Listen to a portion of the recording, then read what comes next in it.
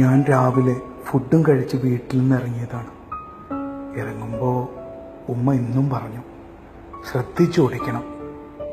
ഉപ്പ, നീ വേഗം വരണം, ഒരിടം വരെ പോവാനുണ്ട്.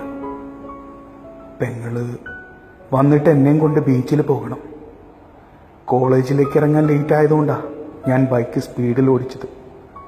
അല്ലെങ്കിലും എൻ്റെ സ്പീഡിനെ കുറിച്ച് നാട്ടുകാർക്ക് എന്നും പറയാനുണ്ടായിരുന്നു. സ്പീഡ് എനിക്കൊരു ഹരമായിരുന്നു. എതിരെ വന്ന ബസ്സിനെ ഞാനും കണ്ടിരുന്നു.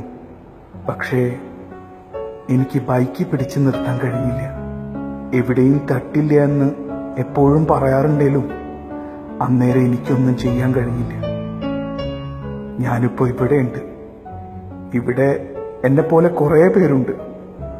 പുറത്ത് മോർച്ചറി എന്ന നെയിം ബോർഡും ഉണ്ട്. പുറത്തു നിന്ന് എൻ്റെ ഉപ്പാന്റെ കരച്ചിൽ കേൾക്കാം. പാവം ഉമ്മ ഇതൊന്നും സഹിക്കാൻ പറ്റില്ല.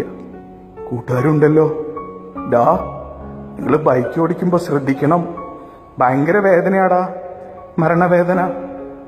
എൻ്റെ ഉമ്മ, എൻ്റെ ഉപ്പ, പെങ്ങള്, അവളിനി ആരാ ബീച്ചിൽ കൊണ്ടുപോവാ?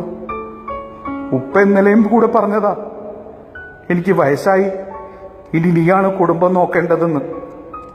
യാ അല്ലാ, എനിക്ക് ജീവിച്ച് കൊതി തീർന്നിട്ടില്ല.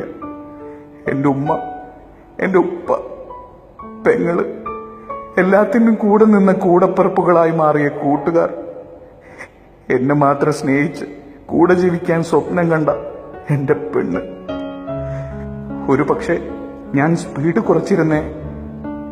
എനിക്കൊന്ന് എഴുന്നേൽക്കണം, എൻ്റെ ചെങ്ങാതിമാരോട് പറയണം, ഡാ ശ്രദ്ധിച്ചോടിക്കണം, സ്പീഡ് കുറയ്ക്കണം.